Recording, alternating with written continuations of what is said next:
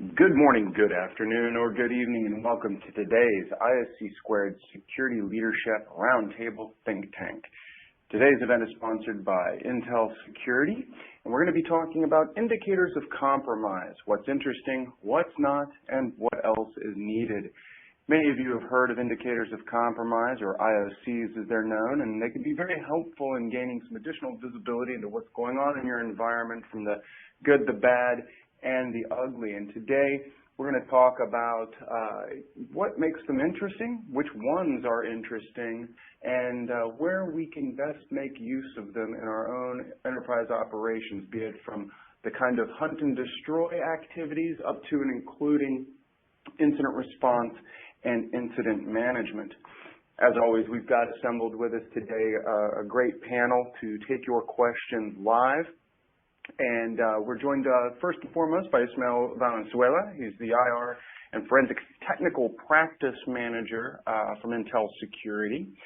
We also have, in addition to the panel today that you've probably heard and seen before, Matt Gangler. He's the Head of Security Operations from Rook Consulting. Has some good hands-on experience in this as well.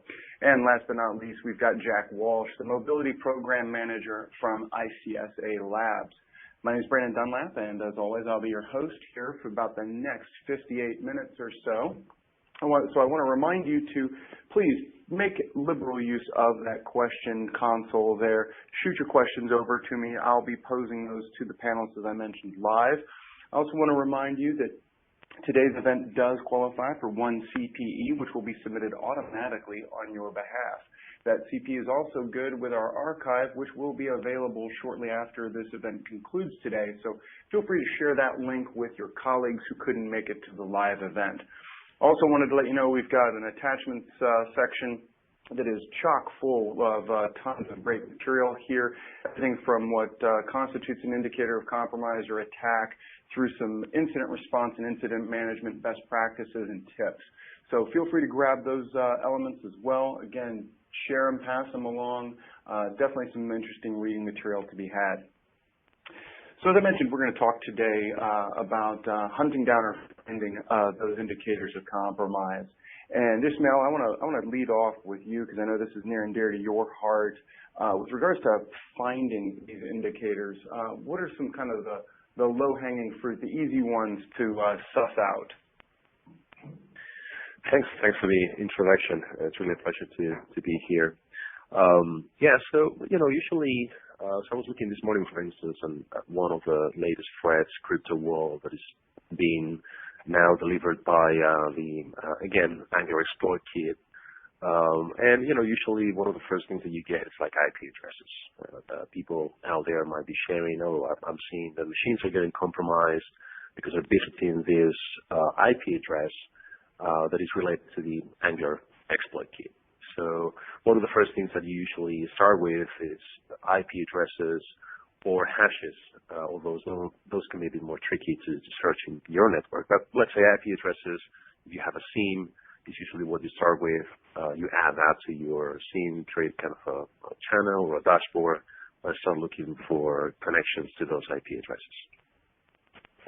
So it sounds like you've got to kind of know what you're looking for here first.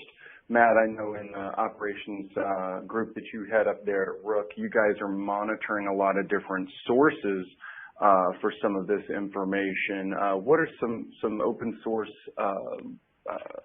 feeds or areas where people can start to gain some familiarity and start to look for some of those easier to find items like the IP addresses and such that Ismael mentioned? Yeah, so over the last year, it seems there's been a lot of frameworks that people have released or at least started projects on. You have Taxi and Styx or OpenIOC and projects like Yara that their main goal is to kind of take the information that people have either found on their network or have done research and put it in a format that's easily digestible and usable in some kind of application or a code that can then kind of transpose those either into IDS signatures, IPS signatures, or other tool formats that allow kind of the easily searchable language to see if those IoCs are present on your network or hosts. We'll come back, Matt, to some of that, the automated components of that, because I think that's going to be very helpful to people on today's call, simply because any opportunity to automate is a force multiplier. I just posted up some additional information on Sticks and Taxi that you mentioned, so people can grab that link and run on with that on their own time here. But Jack, at the labs, I know Matt mentioned some of the technologies and such, but you guys have watched also these frameworks that he mentioned evolve. We've got Sticks, we've got Taxi, as he mentioned. There's Cybox as well. Are these still in kind of, shall we say, the expert-friendly phase, or are these becoming a little more mature and easier to consume at this point? Well, I think that they are a little complicated, and it's going to depend on your level of understanding of the technologies and things like that, whether or not you can be able to make use of them. But I think that it's increasingly the case that folks are becoming familiar with, Sticks and Taxi for sure.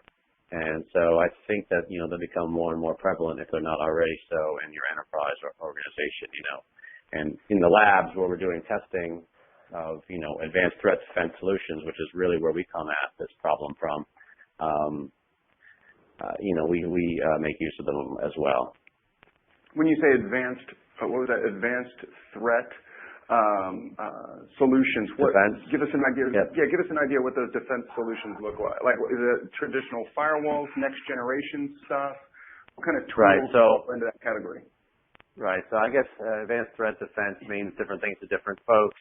So we're testing vendor solutions, commercial vendor solutions. For how well they detect new and unknown threats, or even little known threats, that are just a few hours old that perhaps one or two, AV vendors might recognize. So you might, the solution might be multiple components or a single component. In other words, you could have a PC running some kind of software that, multiple PCs throughout the enterprise are all running this particular software, and it's sending information to a seam or somewhere. And it's saying, hey, this stuff here we just detected is a malicious threat. And so that would be one example. Another example would be, like you said, it could be a perimeter device that acts alone, and perhaps even something that has multiple components where there's an endpoint piece of software that talks to a perimeter device like an IPS or a firewall. And then perhaps it sends, questionable samples to a local or in the cloud type of a sandbox. So there's really different solutions that vendors have to handle these advanced threats. And the way I look at it is I don't care whether it's one component, whether the vendor has one component or whether they have multiple components. What matters to me is how effective are these solutions at detecting new and unknown threats that traditional security products are missing. That's a good way of putting it. Ismail, from your perspective, as we've talked just a moment ago with regards to the low-hanging fruit, we heard Matt kind of take that into some of these news feeds and structured formats and such. Jack talking about where the advanced threat defense technologies may or may not sit in your enterprise. Is there a kind of a quote-unquote best place to look, or where should people in their enterprise start to investigate and hunt for these things? Is this going to be in the endpoint environment, the server environment? Should we be looking beyond maybe into the partner ecosystem with regards to cloud services, even perhaps into our own joint ventures and suppliers, for example, as well? Right. That's a very good question. I've been working in security for 15 years, and incident response in particular for the last 7, full time. And in the past, we would look more at the network, right? Network indicators. We would focus on those, trying to find traffic to, as I mentioned, specific IP addresses or domains. certain kind of traffic that doesn't adhere to RFCs or to normal traffic you would see in your network. And that's still very valuable. But towards the last few years, we've seen also some focus on the endpoint. And I think that both are really necessary, right? You need to hand for indicators of compromise in both the network and the endpoints. Because the main thing in the end is the context, right? Sometimes we think that, we're going to get this feed, right, from whoever the source it is. It could be a vendor, it could be some kind of open source sources, as you mentioned before. One of the solutions that I actually like is CIF, Collective Intelligence Framework, which is a cool, interesting project that maybe some of our listeners today are familiar with. But whatever the tool is, sometimes we tend to think that, okay, we're going to get these feeds, these IP addresses, these domains, or these hashes, and we're going to find stuff immediately, right? And sometimes you find stuff, but the problem is that you do not have enough context. We did a survey earlier this year, and we were asking incident responders where do they spend most of their time in doing which task. And we found out that most of the time it's spent in actually scoping the incident. So that's one of the challenges. You find something and you try to find out, what's this? Is this just ransomware? Is it maybe something more advanced? So in order to have a full picture of what's going on, in order to scope the whole of the incident, you can't just look only at the endpoint or only at the network. You have to look at all these different pieces so you can put the pieces of the puzzle together, right? Mm-hmm. Now, when you say that they're spending most of their time scoping the problem, do you mean that they're just trying to kind of identify what the breadth of the attack activity is, or that they're trying to scope where they're looking for these things? Trying to scope what's the impact, right? In the past, we would have like incidents every now and then, and it was kind of a romantic thing, right? We have hackers, we have incidents, we have someone attacking us. Let's try to find out. I guess that everyone agrees these days. It's just like you have so many incidents every single day that it's not fun anymore, right? So the challenge becomes with, okay, what's really important for my organization, right? I think that the security industry these days, we have come to this agreement that you cannot prevent compromise. And that's why we're talking about indicators of compromise. That's why we're talking about hunting, because you have to assume that at any given point in time, there's going to be at least one machine that is compromised, right? So the challenge for the incident responder is finding out what's the context, who is, not much who is the attacker, but what's the motivation of the attacker, right? How much time do I have to spend chasing this? We've been in incidents like, and I can remember some of the well-known incidents we had in the summer of 2012 in the Middle East, where 30,000 machines were destroyed, completely wiped out. We have heard of similar incidents recently, right? Like the Sony incident and many others that haven't been public, but where attackers are actually burning the place down as they walk out of the door. And it's not spreading fear. It's kind of the things that we're finding on the field. How can you determine early enough in the cyber attack kill chain or the phases of cyber attack what's the motivation of the attacker? I guess that's the most difficult thing when you do IR. Well, you mentioned incident response, and I was talking to some colleagues over dinner actually just 2 nights ago, and one of them said that as we start to go through this process of identifying indicators of compromise and constantly kind of roaming the halls, if you will, of our network looking for things, that it has become less of an incident response activity and more incident management, that this becomes an ongoing, repeatable, cyclical activity. Matt, I know you get to work with a bunch of different customers, and you guys are providing a lot of support in this kind of realm. Are you finding that customers are becoming more receptive to this kind of ongoing, almost beat cop model, or are they still looking at it as, I finally discovered something call everybody in, it's crisis management time? Yeah, I think it's a matter of maturity, right? So usually smaller organizations with less capabilities, they're more into a reactive mode where they do instant response whenever they find something, versus some of the more mature organizations that have not just an instant response plan in place, but something that is actionable, something that is proactive, and then they're looking into this. Some people call it hunting, some people call it just continuous monitoring, or in the end, as you said, it's incident management, right? It's trying to have a proactive posture, knowing that there's something bad going on in your network, and now you have to search for that, searching for those indicators of compromise or indicators of attack, trying to understand what's the context, what's the motivation of the attacker, and how important is that to my business?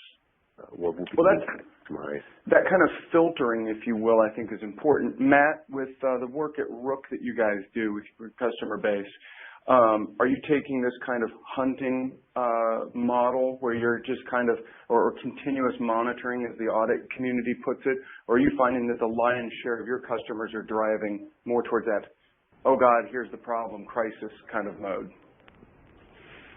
Yeah, I think historically, and that's been changing here recently, it mostly has been kind of the reactive model where there's an IDS alert or something triggers on the network, and it's response mode and trying to figure out what happened and follow the life cycle of the incident through to the end.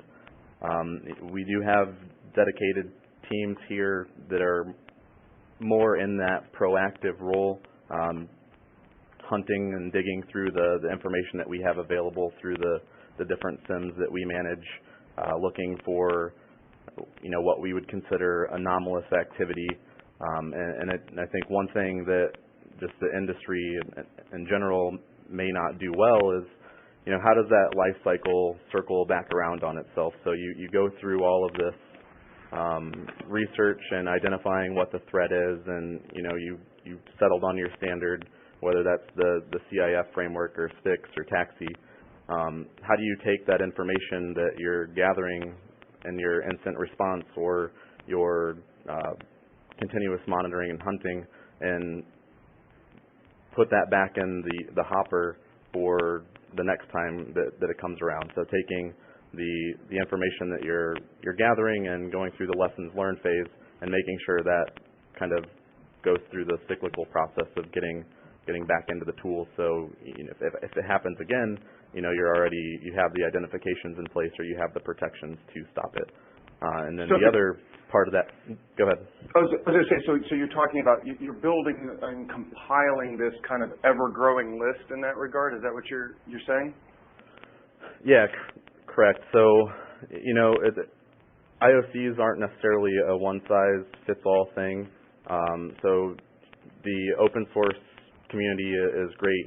There's information out there of common attack vectors that we can leverage and import and get into the tools that we're using on site. But at the same time, each organization kind of has their own set of challenges or their own things that they're specifically looking out for. So it's kind of taking the feed from the Intel community and mashing that up with a private feed that you're kind of managing for the organization and making sure that life cycle makes sense. No, that's great, because I think, putting it in that context is what Ismail was saying earlier is critical. And there is a lot coming at this, but as we start to build these kind of tables of IoCs and these kind of compounded volumes of information that we feel are relevant, Jack, I can't help but think about the work that you guys have done there at the labs with antivirus. It sounds an awful lot like signature-based methodology, which I think we're rapidly coming to realize isn't necessarily sustainable, right? Right. So, not sustainable. It's something that's going to be helpful for known threats.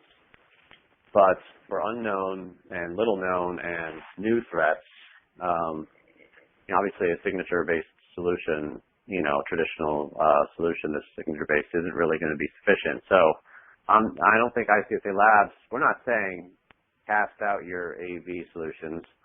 We're saying supplement your anti-malware solutions, with something else. And so that's where we sort of see these advanced threat defense solutions where we think they sort of fit.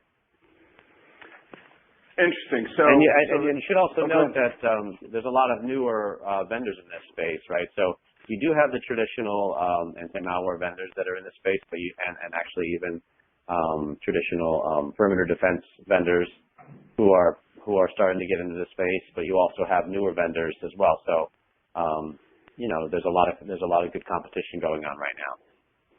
Well, I'm sure it's just going to heat up too as we started to see some acquisitions and funding and such hitting this space. I know this one in particular is getting pretty exciting at this point in time. I'm curious as to a couple of slightly more technical questions that we've had coming in here. Ishmael, you opened up and talking about the some of the low-hanging fruit as we discussed, and you mentioned known bad actors, bad IP address ranges, things of that nature. Where should people go to find this stuff? Should they just be trolling through their firewall logs, or maybe looking at their endpoint firewall data? Where's a good place to start kind of poking around for those known bad actors? Right. I think that the best place naturally would be the SIEM, right? The SIEM is the device that you should be feeding with all of its different logs, like as you mentioned, logs from the firewall, from your IDS, from your proxy, definitely, and logs from your endpoint as well, right? But I would start, if you're looking for, like, say, IP addresses, usually you want to see what your users are browsing to. Most of the instance these days, or the compromise happens based on client-side attacks, where a user browses could be a legitimate site, and maybe that legitimate site has been compromised, and there's some kind of malicious code like JavaScript or something obfuscated in the background that is compromising the machine. So the proxy logs are a huge source of for this thing. Firewall logs for sure. And sometimes, we tend to think that most of the sources could be external, right? And you have to start with something like that. But I would say also focus on what is normal behavior in your network. Try to understand how users behave in your network, so you can look for deviations from what is normal. That's usually very, very powerful. Well, we had a lot of people, I think, over the years we're coming in kind of the later generations of some technologies, and I think folks are in many cases have gone through their second or even third iterations on those. I'll be curious to see how some of this technologies and capabilities come through as these products, continue to evolve. Matt, I'm curious, again, because of the breadth of customers that you've got there, coming back to that context that you described, obviously you're going to know their IP address ranges, their net blocks that they own. You're going to have some visibility into their technologies and such.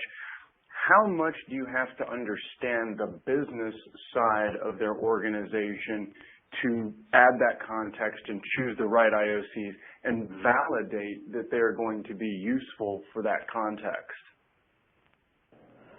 Yeah, that's a really, really good question. So, it's there's, like we had said before, there is very low-hanging kind of fruit when it comes to IoCs, and I feel like historically that's been a lot of networking information, the IP addresses, the domain names, URLs, and things like that are easily identifiable. Where it gets tough is when you get down to, host-based logs and determining what type of tooling is being used in the environment or could be leveraged. And then, the toughest of them all, the tactics, techniques, and procedures of these malicious actors, and especially when we're our objective as responders or analysts is to try to cut off those threats from kind of the tip of the iceberg, and the further down we can do that, the less risk we have as an organization. So contextual awareness of the business is pretty critical, because especially if you're dealing with manufacturing or critical infrastructure, the types of threats and attacks for those industries are going to be a lot different than, say, advertising or financial or healthcare data. Not saying that the threats aren't similar, but the types of targeted attacks and information that people are after is going to be different, and you can kind of tune your IDS and IPS and your IoC database to specifically look for information that's relevant to kind of the business function. I've heard both you and Ishmael talk a little bit about the threat actors. You talked about the tools, tactics, and procedures that they use.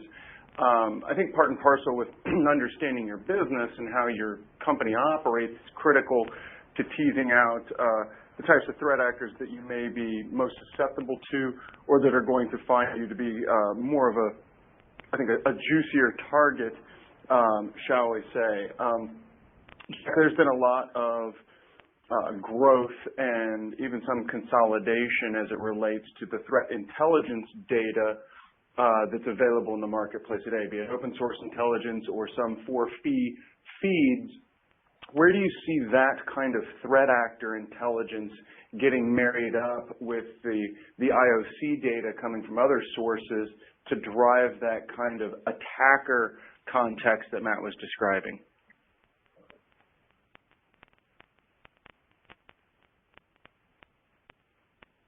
Well, I think when you do that, when you start creating your own threat intelligence, right, and that internal threat intelligence you're creating based on the instance that you are investigating, or adding this extra sources from third parties, from other vendors, that's when it becomes valuable and relevant to the organization. As I mentioned before, it's a matter of maturity, right? This is something that is going to benefit mature organizations that have already some incident response and some hunting or continuous monitoring capabilities. Because otherwise it's just going to add noise, right?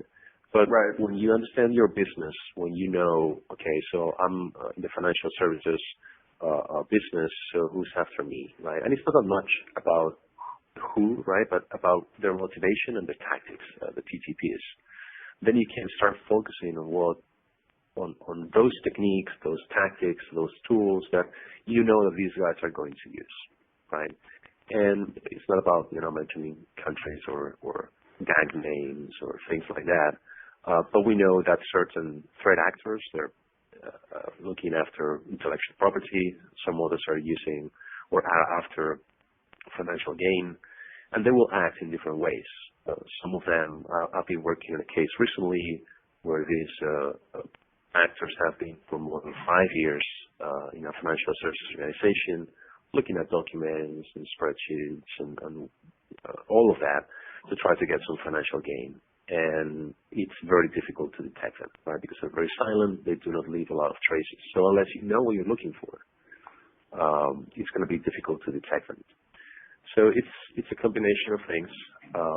And as I said before, it's not that you're going to get a feed with certain indicators of compromise from a third party, and automatically or magically you're going to get that into your Wrapup list of your SIEM, right? And just press a button and search, and everything is going to light up.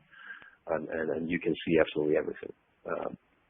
I think that it's more about maturity, and it's having these capabilities also within the organization, so you can create that context and know what matters to you.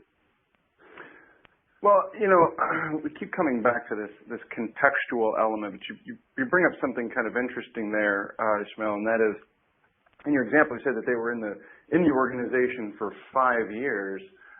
Looking at things and being rather quiet.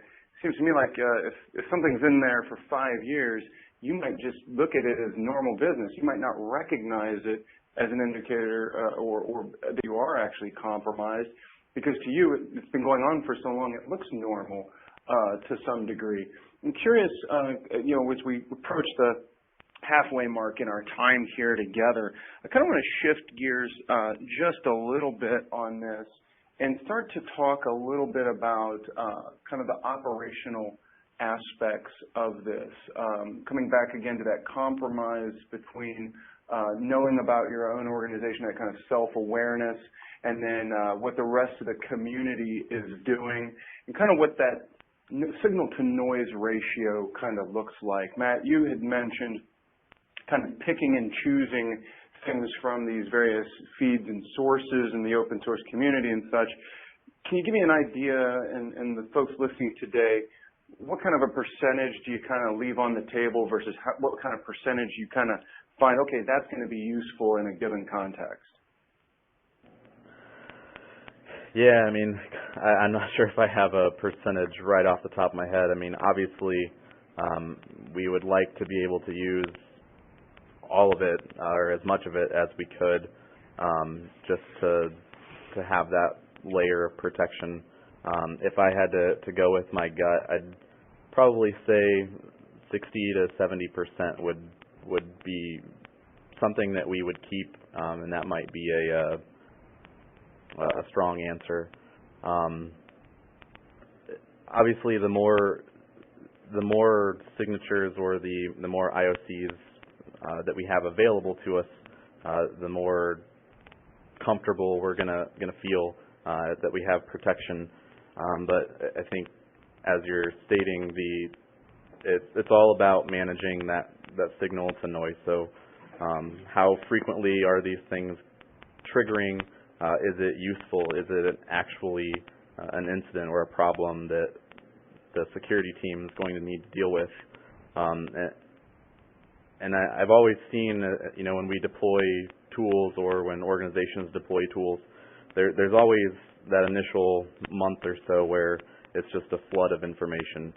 You get the tool set up and all of the signatures are lighting up, and it's kind of a mess to start with. But as it runs and as people start filtering through that data, you're kind of learning what is normal, building that baseline of, this is expected, or following up to find out if it is expected, and then tuning back those signatures or events that may not be as critical, or putting constraints on them. If I see 5 of these in an hour, then I want to be alerted.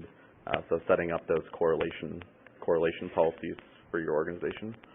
I think with any technology, Matt, that once we start looking around and first get it set up, we find a lot of things we didn't know about. And I think that first month that you mentioned of things being a mess is absolutely true with just about anything that gives us new eyes on our environment.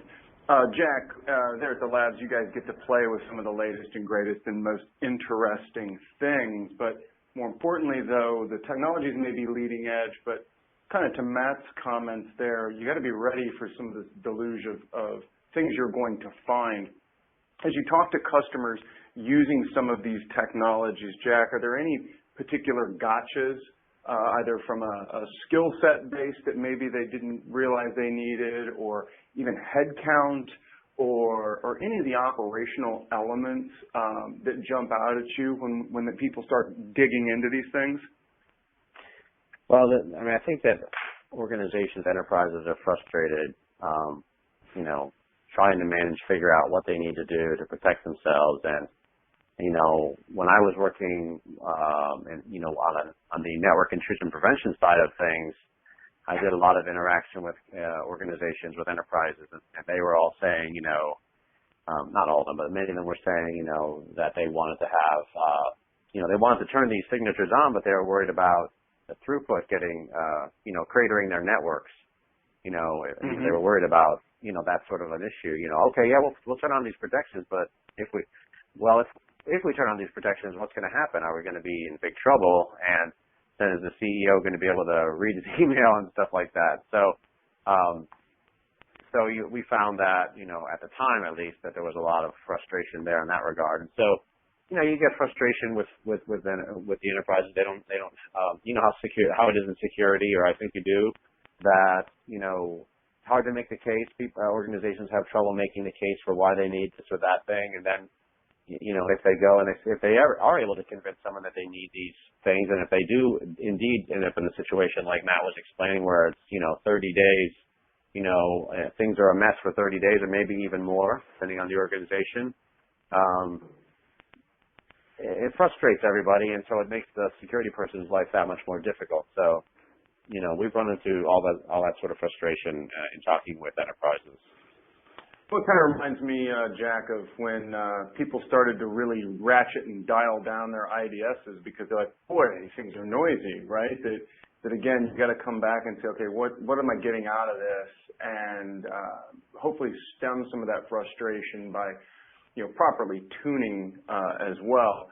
But that also begs the question, I think, of organizational maturity to some degree. And Ishmael, I want to, with your work in incident response and forensic efforts with a variety of customers, I expect that there are certain stages in a security program's maturity where this makes sense, and there's probably a break point where they should be focusing on some of the more basics.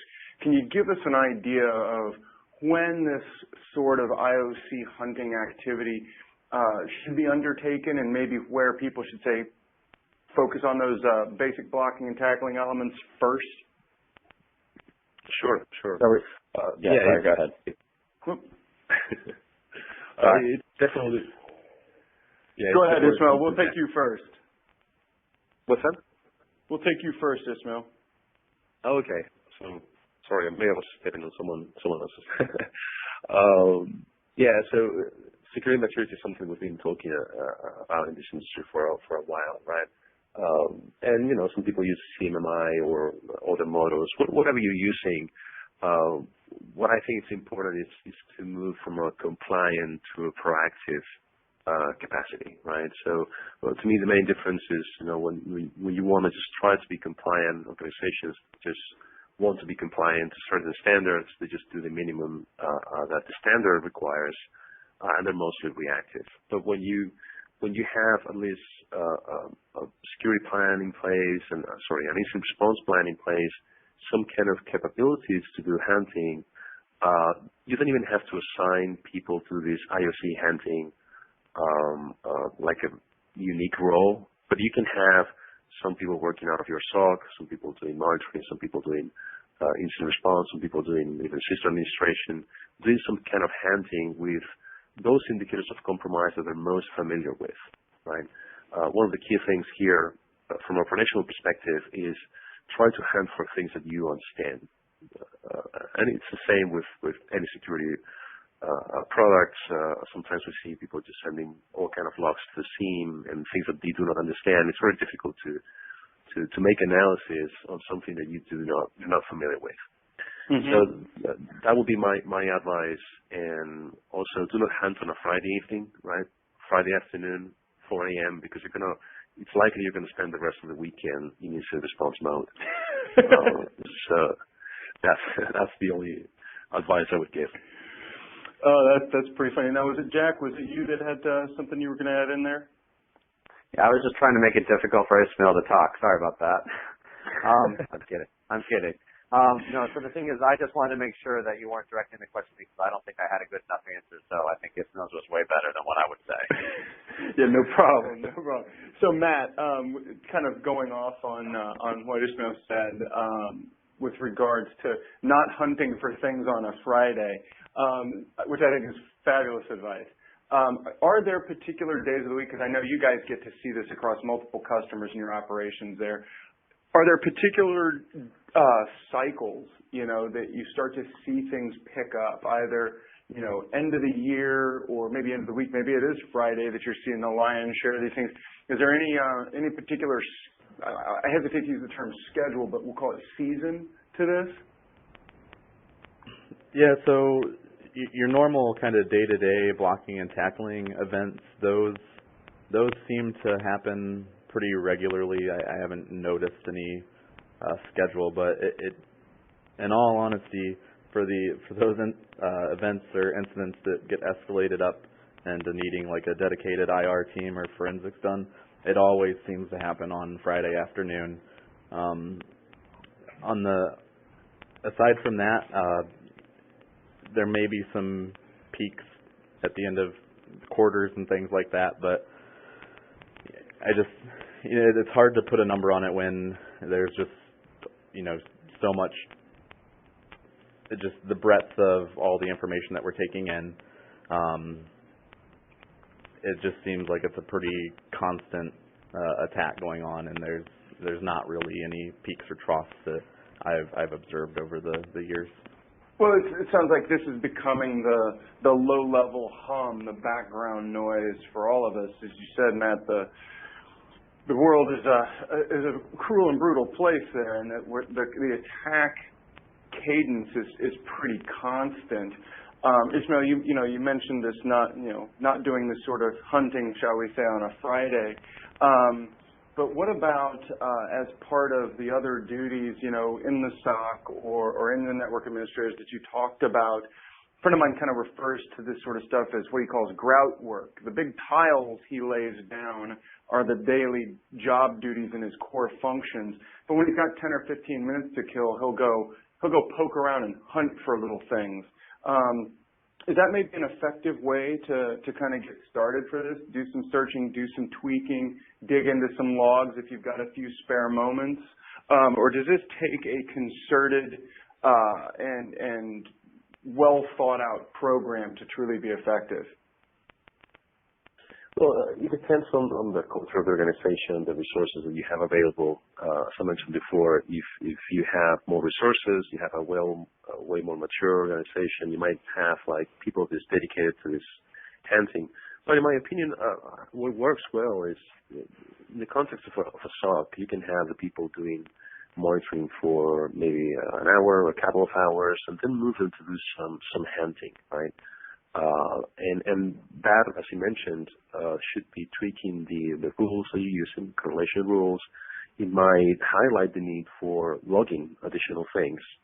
And I'll give you an example. Right now, I think everyone's talking about, PowerShell attacking techniques. So the bad guy is leveraging the use of PowerShell.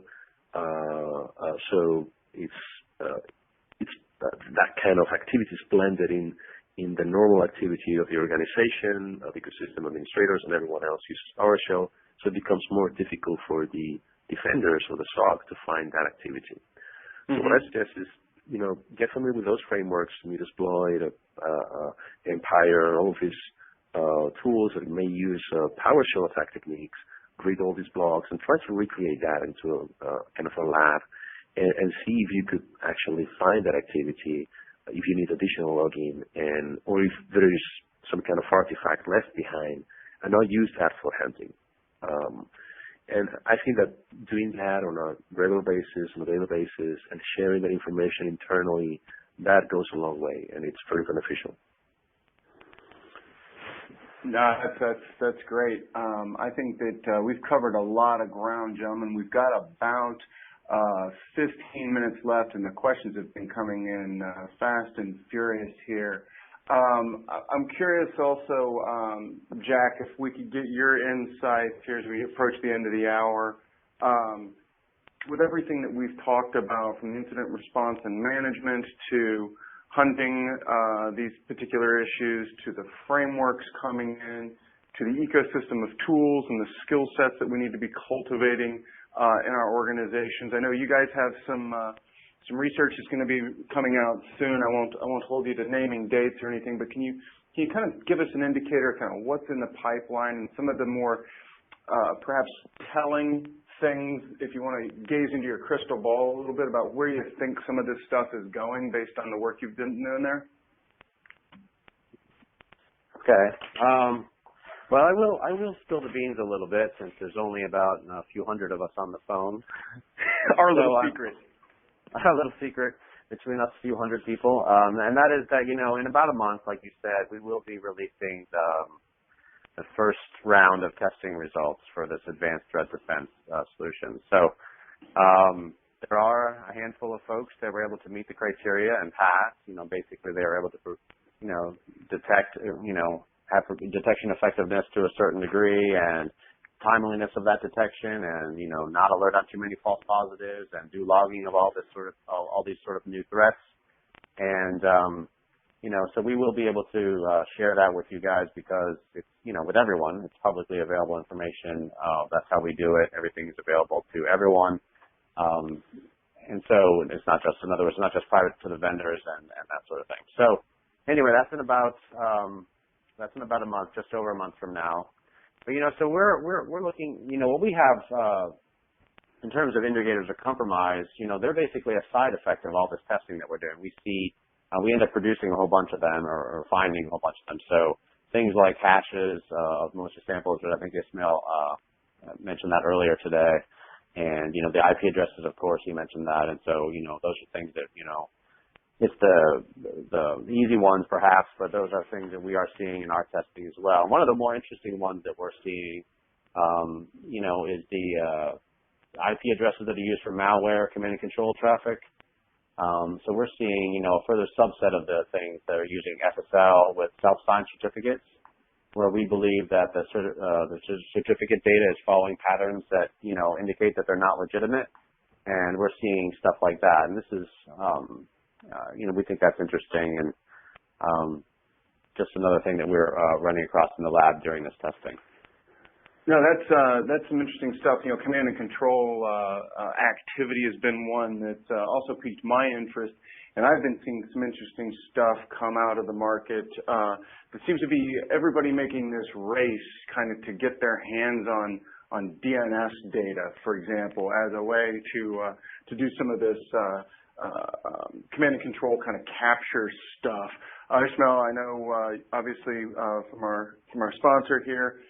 Today you bring a wealth of information from that point of view. But kind of go on with what Jack mentioned. Is there anything in particularly compelling or interesting that you see coming from the marketplace to either improve our incident management capabilities or improve our detection capabilities? Where do you kind of see some of this stuff going from your perspective? I think we're going towards automation, right? And now the industry is focusing more on detection. As I mentioned earlier, I think that everyone now understands you can prevent compromise. So you still have to keep working on prevention. But now the focus is, and it's going to keep going onto detection, how to reduce detection time, how to use effective indicators of compromise or indicators of attack, right, that can shorten your response time. And automation is very important there, especially because everyone agrees there's a shortage of skills in this industry that is huge. So how can you do more with limited resources? It has to go down to automation, and that ties into the ATD conversation that we had before.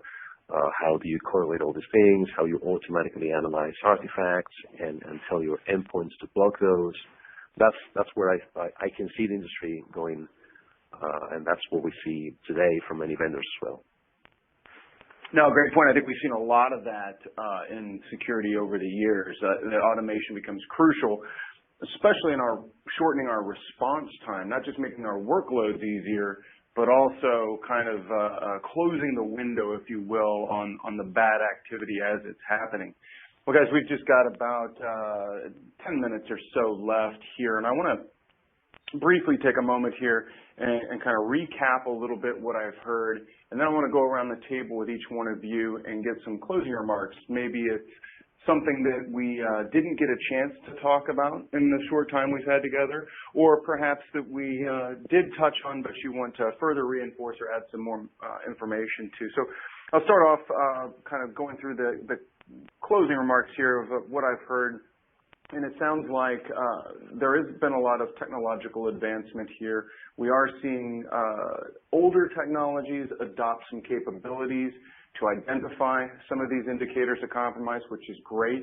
That's, again, taking that automation and perhaps improving our own visibility. But with that visibility, obviously, comes a need to respond or clean up or otherwise mitigate or manage what we have found. And, you can sleep well at night in a hotel room if you just turn the lights on, but if you turn the black light on, maybe not so much. And this is kind of that same scenario where we're changing the wavelength of light and we're seeing new things, and that's going to cause new demands on our security teams or our outsourcers or service providers as we start to uncover these things. And to Matt's point, that first month gets a little messy, right? You might dial this thing up and turn it on and boom, you're suddenly crushed and no other work is getting done. So there needs to be some contextualization of this, not just around your own business operations and such, but also take the time to understand who and how you might be targeted, and use that as another mechanism for adding context and adding some degree of, I guess, filtration on the types of things that you go looking for. We've also heard that there are some low-hanging fruit, a couple times mentioned known command and control services and sites that are dropping known malware, IP addresses being very easy to detect. There's a lot of places in the network that you can find those. But it does sound like a lot of this is going to be dependent upon, getting that data in one spot so that you can start looking for this. And that in and of itself may take a degree of expertise and perhaps even some investment, both in time, tools, and capital and other efforts there. So that's kind of what I think I've captured out of the day so far. And I want to kind of, like I said, go around the table, get some closing remarks from each of you. Jack, I'd like to kind of start off with you if I could. Something perhaps that you wish we would have had more time to talk about, or perhaps that we missed altogether. Okay, well, this is something that we did talk about, but I didn't cover it fully. I just wanted to go back to it real quick, and that was the sticks and taxi and Cybox type, tools that folks are working on using and stuff like that. When we did before we began the Advanced Threat Defense testing program, about a year ago, we did a pretty large pilot test for a Fortune 50 enterprise organization that had come to us, and during that pilot test, one of the things that we looked at was indicators of compromise, and whether or not they could import threat data, whether or not these solutions were able to import threat data using sticks and taxi or Cybox or something like that. So, we found that at the time, again, this is about a year ago, so the information is a little bit old, that about a little bit less than 20% of them that we tested for that particular pilot were able to import or export threat data via sticks or taxi, and pretty much all of them were doing stuff with CSV, that type of thing. But I just thought that was interesting. It might be of interest to enterprises. No, absolutely. I think it speaks to the continued evolution and maturation of the marketplace as well. Right. So things have to evolve still, and they're going to continue to evolve. And I'm sure that that will change very soon. Well, and then also I think begs the fact that, as they say, it takes an entire village to raise a child. So it takes us as buyers too to move the needle and to start to ask for these types of capabilities from our vendors, which I think is critical to ensuring that the tool sets that we need today and tomorrow are actually going to meet our needs. So good point there. Matt, just a few moments here to give us your kind of closing thoughts. Any words of wisdom from someone who's done it? Yeah, I think the main thing to take into consideration is this whole IoC market isn't a one-size-fits-all. So what's important to one organization isn't going to be necessarily as important to someone else. And just based on maturity, there's a lot of information that can be gathered in some of these frameworks or these open IoC formats. Maybe you don't have the tools or the capabilities to implement all of it. So start with some of the information that you can. If you can pull IP addresses and get that integrated in with your perimeter detection to start, blocking these known malicious IPs or domains, start there, implement it, and then piece by piece keep adding in some of that data. Maybe move into DNS or URL, and then maybe from there go into endpoint detection and start pulling some of that information if you have a SIM out of there and building the reports to supplement that. I guess the other thing that I would hit on is it's great to have all of these tools and this information at our disposal, but it's also very, very important to have the process and procedure around using that information and data and those tools. Specifically with the IOC information, how is it going to get leveraged in the normal day-to-day incident response? As Ismail said, how does the automation work? Can I leverage this IOC data to immediately, write a snort rule or some other kind of signature that can immediately be effective at the perimeter? So I agree with him. I think we're going to see a lot of uptick in that kind of realm with the automation of taking all of these feeds, this IOC information, and it kind of being a end-to-end process where your endpoints are talking with your perimeter's talking with your endpoints. So it should be pretty fun 2016. Most definitely. I know I'm looking forward to it, but I think that's very good advice. You can take a stepwise approach to this. You don't have to drink from the fire hose all at once. So definitely words of wisdom there. Well, Ismail, thanks again for Intel's continued support of the program and your time as well. What would you like to send us out on here for a high note? I think we've covered all, right? But what I would say is we have to fight a lot of noise. So focus on what matters to your business, to your organization. Try to determine how to best build some context around your continuous monitoring or your incident response program, and try to do some proactive hunting, even if it's just a little bit, a few minutes a day. It's gonna go a long way in improving your capabilities, skills, and you're gonna learn a lot. But again, as we said before, do not do that on a Friday evening. You don't want to spend the rest of the weekend in the office. I love that advice. I think that's fabulous. And if there's nothing else anybody takes away from this, don't go looking for problems at close of business on Friday. You'll just be there all weekend. Well, it's been great having all of you on. As always, I learned a lot as well. I want to remind everybody listening either live or on the archive that there is a bunch of material over on the attachments tab.